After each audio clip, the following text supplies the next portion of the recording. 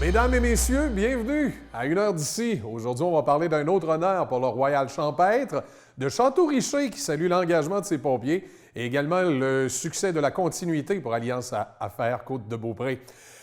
Aujourd'hui, d'abord, on débute avec le Royal Champêtre qui continue d'accumuler les honneurs. Cette fois, le gîte de Bois-Châtel a été sacré gîte de l'année par Travel and Hospitality Awards.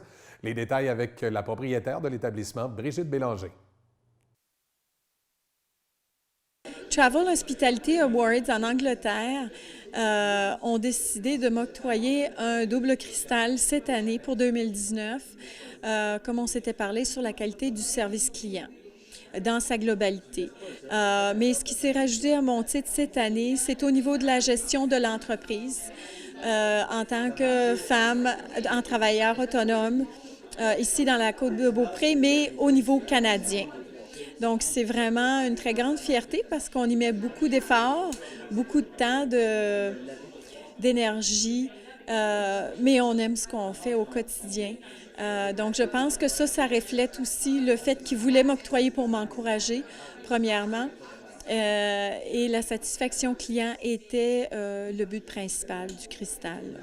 Quels étaient les critères sur lesquels vous étiez évalué?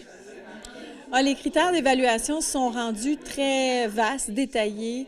On y va dans sa globalité, au niveau de l'expérience client, au niveau de la propreté du lieu, au niveau de la qualité du petit déjeuner, la qualité du café, de l'accès Internet, du confort du sommeil des clients, à la décoration.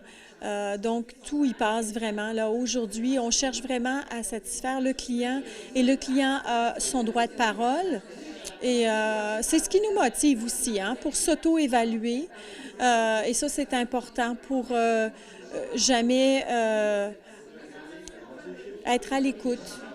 Parce que c'est le client, c'est ses attentes. On a des clients de tous les pays du monde entier, donc les attentes sont différentes, les exigences sont différentes. Il y en a qui ne connaissent pas c'est quoi un gîte, donc c'est leur première expérience. Mais dans sa globalité, les gens viennent au Québec pour être émerveillés. Et le séjour au sein de l'établissement en fait partie. Vous avez combien de gens qui viennent vous voir chaque année à votre gîte? L'année 2019, on va sûrement dépasser 2018 au niveau de la clientèle, mais on est vraiment près des 2000 clients dans plus de 50 pays différents. C'est certain que pendant la période automnale dans laquelle nous sommes actuellement, l'Asie est très présente, les Américains, mais aussi toute l'Europe.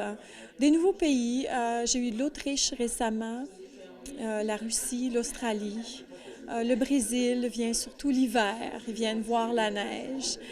C'est vraiment des curieux, ils veulent vraiment voir des choses différentes dans tous les sens du terme, puis goûter notre nourriture. Ça, c'est un sujet qui revient constamment. Les gens, ils veulent bien manger.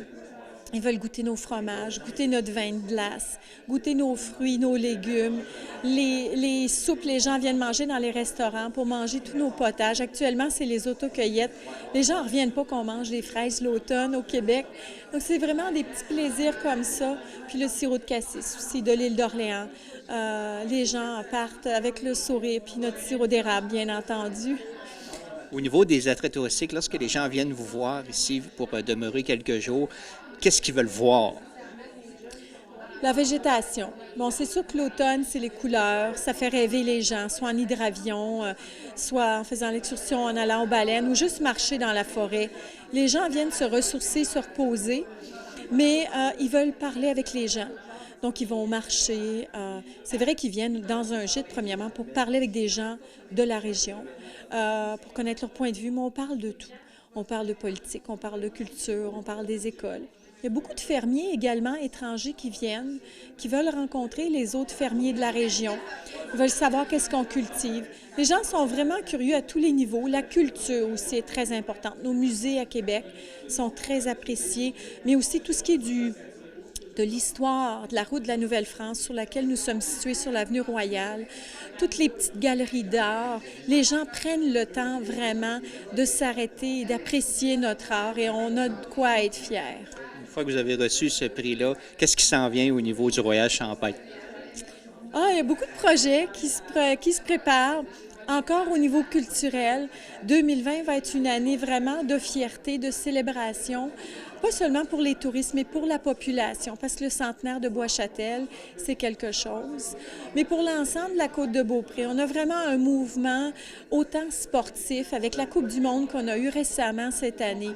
Autant sportif que culturel. Les artistes s'éclatent, ils aiment ce qu'ils veulent. On est là pour les encourager. Ça, je pense que c'est important. Puis ça se ressent au niveau de la population également. Donc, on est toujours prêt pour s'impliquer à chaque jour. Merci, Mme Bélanger. Merci à vous.